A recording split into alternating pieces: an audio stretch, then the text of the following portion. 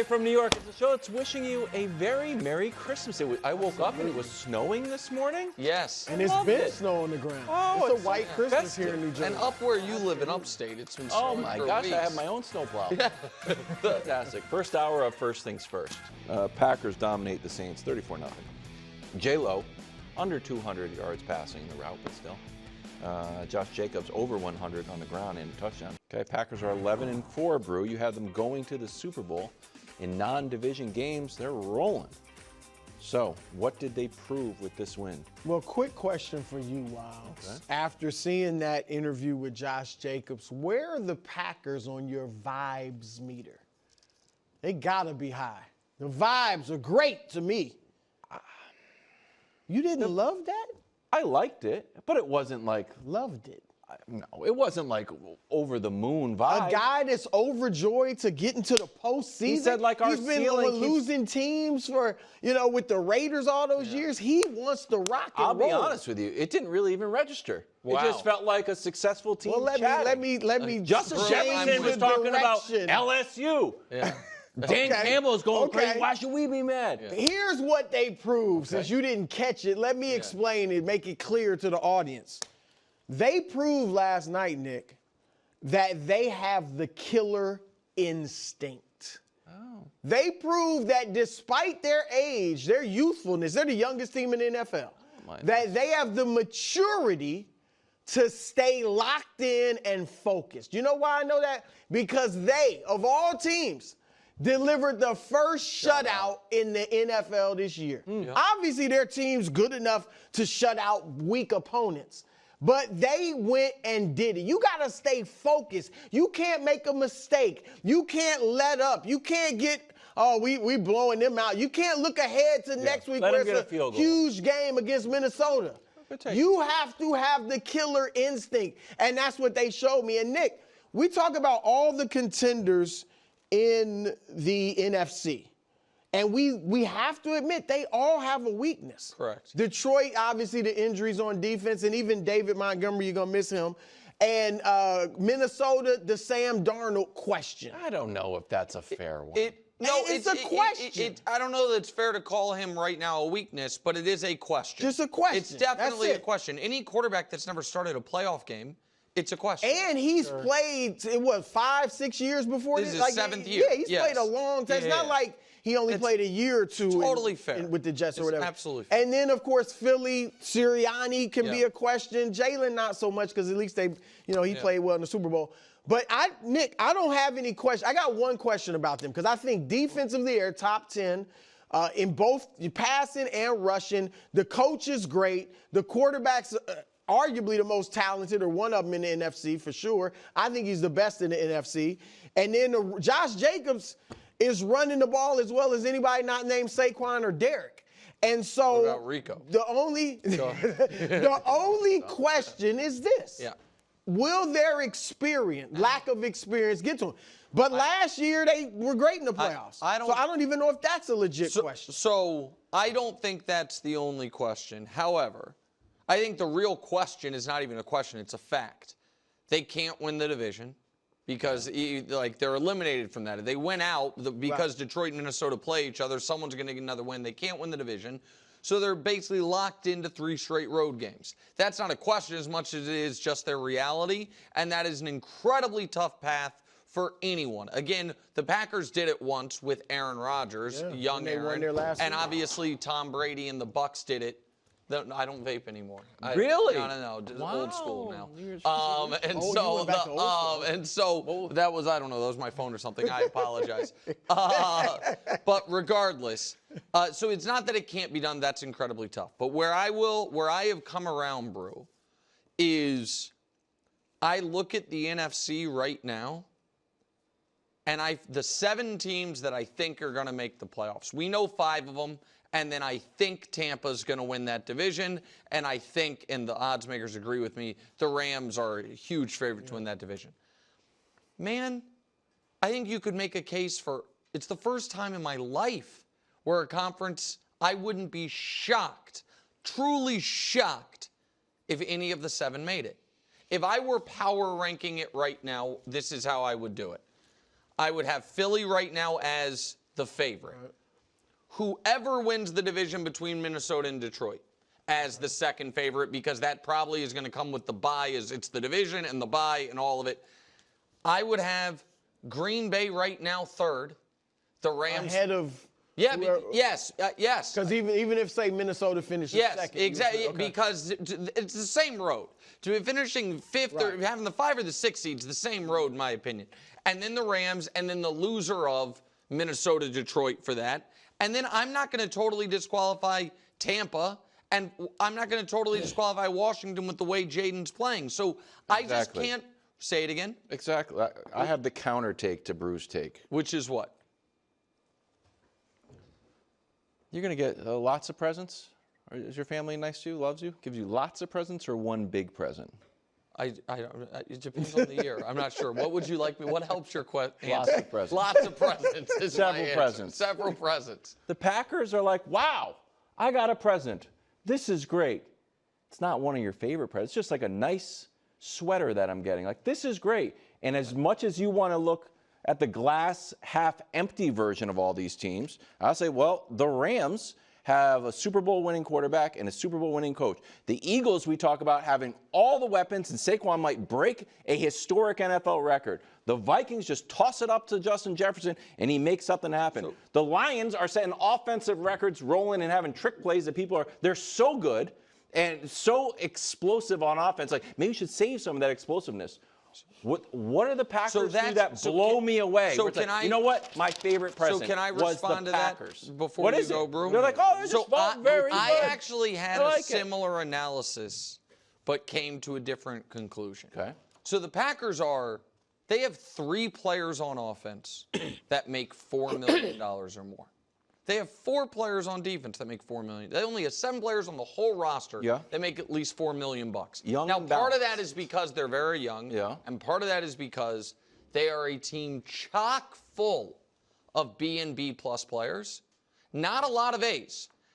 Brew thinks Jordan Love's the best quarterback in the conference. If he's right, that's the path. I think he's an and A. Josh Jacobs might be. Jacobs is and then but there is some merit and value to that, because they don't have a lot of these other teams have some A's, some B's, some F's. The Packers, you watch them play, and it's like, where is their? So I agree with you, Wilds. They don't have a wow strength the way the Eagles have running the ball with Saquon or throwing to AJ for that matter, or the Lions offense kind of as a whole. But I don't look at them as having a glaring weakness at all. And so that's where I still think the path for a team this young, the road playoff games, is just going to be too much. But I'm not dismissing them. Earlier in the year, I was dismissing them as contender. I thought, okay, they're going to make the playoffs. I had missed in the playoffs. No, once I came around, they could be a playoff team.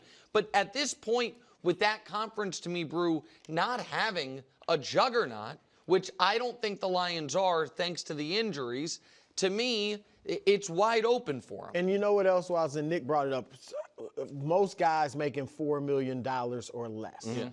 You guys are young, but when I was young, cowboy movies and shows were still big. Oh, yeah. And I used to let the cowboy would go into the saloon, sit down and eat, and he was eating like he'd never eaten before. And you'd hear the spoon hitting the plate, and you just eating like a man because he was hungry. That's what they are. Because they haven't. They're hungry. They haven't been paid. They haven't been filled.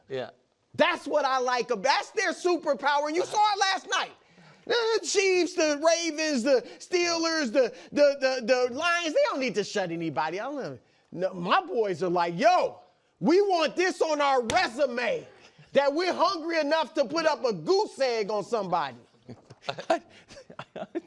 Well, Wilds, you didn't think we needed the cowboy movie part of it? Yeah, the saloon part, the cowboy. A lot of them, like, the shootout. I remember I was at the tail end of the cowboy movie. Painted a picture. Now y'all got space age since stuff. You gave Battlestar Galactica, Buck Rogers. And no one's ever eaten in space. No, not like the Cowboys. Not like the Cowboys. Since you gave him 40 seconds for the cowboy thing, can I have 40 seconds on the Saints? Sure. 40 seconds. I didn't think we heard anything about a perfect ending to one of the most disastrous end of tenures by a front office ever. Now, Mickey Loomis, I get it. He was literally in the late owner's will, so he has seemed to be unfireable. But what they have done post-Breeze, and then even more so post-Sean Payton, some of us have been banging on this for 3 years now, that they won't admit that they have no shot and they need to tear down and rebuild. Now they put themselves in a position, Brew, where next year they're $78 million over next year's cap. Why are they always over the cap? Because and then like, where to start? And then they have to restructure all the deals. So Derek Carr, everyone's like, oh, they're going to cut him.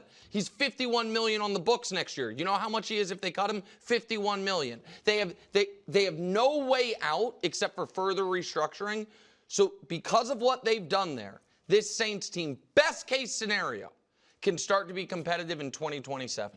The next 2 years are going to, next year will be playing these old bad players until their contracts are up, and the year after will be getting them off the books. So some of us have been warning the great fans of New Orleans we're going to see at the Super Bowl, and their local media has been lying to them for years. Like, no, Mickey's got this figured out. All the other owners are too cheap. They're ruined until at least 2027. That's what constantly pushing you down the road, right? Unless you win it. If you win it, right. You say, it was smart to do when they had Breeze. Right. But once Breeze retired and then once Sean Payton left, you needed to admit you didn't have it. Instead, they tried to pretend they did. That's how you start 2-0, and everyone's like, oh, the Saints are for real, and now end up being one of the worst teams in the league. I'll be honest with you. Usually I can't stand your salary cap stuff. Rants. Okay. I bought that one. All right, I was okay with it. He explained it well. Yeah. Once he gets into the Pelicans, like, okay. It's like same ownership, bro. It is. I know. Mickey Loomis runs both teams. It is.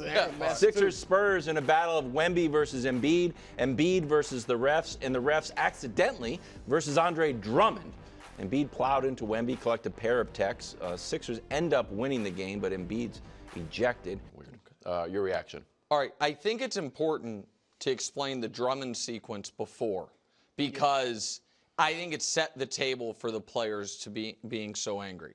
Drummond got a technical, deserved or not, whatever, and then immediately thereafter was hand fighting with Wemby.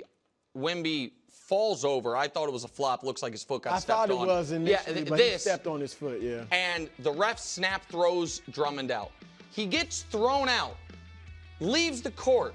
They then review it, unthrow him out, give Wemby a tech for flopping. The Sixers shoot a free throw and make it. They then undo the free throw, say, actually, that wasn't a flop. The free throw doesn't count. He's back, whatever. 2 minutes later, the Embiid stuff happens. So, and it's all the same official, who happens to be the one female official, and that does play a role in the optics of this, I feel like, to people. And some of the commentary. I am of the belief, I think we all understand professional athletes are not going to be putting their hands on officials, pushing. I've never seen an NBA guy do it that I can remember. Orlando Brown, right, or famously Orlando Brown Sr., 25 years ago, got hit in the eye with a flag and shoved an official because he had an eye. Like, it's very rare.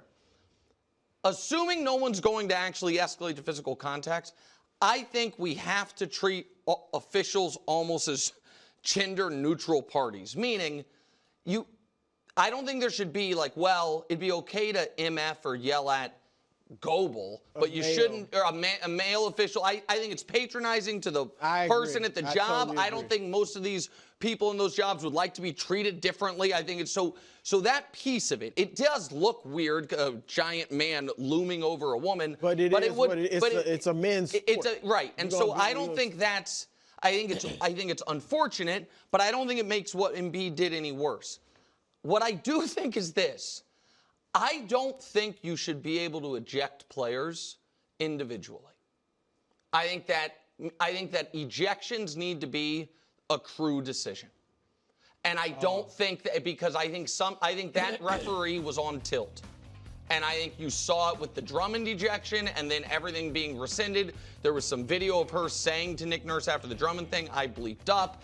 And then all of a sudden, she calls the first attack on Embiid, and then it gets haywire for everyone. Embiid needs to obviously be better and be more mature, but I have even more kind of extreme thoughts on technical fouls. I don't hate that. I don't hate that. I just think that would prevent it. I also think Embiid, as a guy who's been in the league over a decade, and his team is trying, and then Maxey saved them, is trying to, save their season, needs to keep his stuff together more, no matter how frustrated or angry you are with the official. Yeah, I agree with a lot of what you say.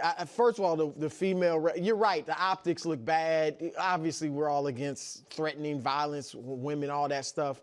But it can happen in this situation with referee. Yeah, I mean, You're yelling at people. Yeah, I don't think he would have treated a male referee any differently. And you just have to, if you're going to referee in a sport that's a male sport, you're going to be treated like a male referee. And so I don't think that should even enter the conversation, because I think he would have done the same thing to a male. And like you said, I think it can be patronizing to women. As far as Embiid, I also think, Nick, the referees lost control, and mainly her. But I think part of why Embiid went off was because at that point he had lost all respect for that officiating crew. Because, I mean, the thing with Drummond, we're doing the technical, he's out. Then Wemby was at fault. No, Wemby's not at fault. They get a point. No, we're taking it. At that point, it was like, do they know what they're doing? Right. And you feel like as a player, no, they don't. So I think that contributed to Embiid going off. But to your point, Embiid can't do that. First of all, I think it was a charge because he did go into Wemby kind of with his elbow, right? So why are you even arguing this? And he, as the best player on the team, the leader on the team. Just got back, yeah. Playing on your 8th game all year, he's got to be better. So he cannot go off on a referee like that. And so and then the Drummond thing and with Wemby, my first thought with that was, you know what? If this is what it's going to look like, just live with the wrong call. Live with it. I mean, then my second thought was, well, the goal is to get it right. So as bad as it looked, they got it right. Is probably the answer. They got it right. It's wild, but it's probably the answer. Well, I mean, my third thought is I hope I never see a sequence like that again in the NBA or any sport, because it was ridiculous. And like I said, I think not that Embiid was wrong, period. But I think he had no respect for the crew. He's like, they don't know what they're doing. I have two thoughts. I'm trying to figure out which one is more interesting. The one you said to me in your office. I'll just throw them out. Well, that's a third one I got. Now, two things. One, do you think that this is just, and not super macro, another mark on weird season for Embiid? Yes. Between the article, the injuries, he's got the mask on again because of the facial injury. So it's just a weird season post-Olympics for Embiid. The Sixers now you got to battle back. It's just an odd season. So that's one part. The other part is another macro thought. The reason why the league needs to somehow figure out what to do with the refereeing and getting the level of refereeing up or different or whatever it is, because it's the night before Christmas. And Christmas used to be a big day for the NBA, and they kind of got their lunch stolen by the NFL. We are talking about the NBA, for this is our only topic on the NBA, and it's about refs. And it's not about Embiid, Wemby. An MVP. We're not doing it right. We're not doing it like, wow, do you like this and could see him in the finals matchup in the future. We're just not. We're kind of just blowing past it, which I don't. I do the third take before we go. Oh, gee whiz. This is you said it, and I immediately thought you were wrong, and then I thought of it, I'm like, you have a point. My third take is, as you look at every league refs differently, and in baseball, let's say, if you have a problem with the ref, and you start to kick dirt on the ump, no, if I'm not that and I got a problem and I start yelling, the manager comes in like, no, that's my job. It's my job to yell. Football is the most consequential penalties called, and there's very little arguing. Hey, boom, offensive pass or pass interference. You're no longer going to the playoffs. It just doesn't. It just doesn't happen.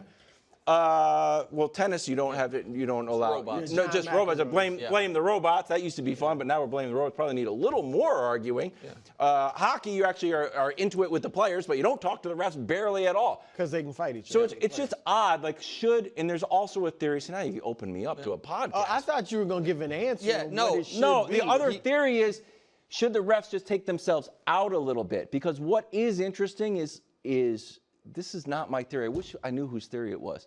That as the game started to become over-refereed and you try to take a lot of the contact out of the game, that players aren't resolving things amongst each other, that now you got to go hard at the refs. You can't call that, where before it used to be almost self-police. And Wilds is... That's a lot of takes Yeah, there. but the That general was a point lot. Wilds made was that I hadn't thought about is the NBA is the only sport we watch where the players arguing with the officials is just a part of the game we're used to. Constant arguing with the officials. And a mandatory strategy. Thanks for watching. Subscribe here to get more from the show and to check out clips from other shows on FS1.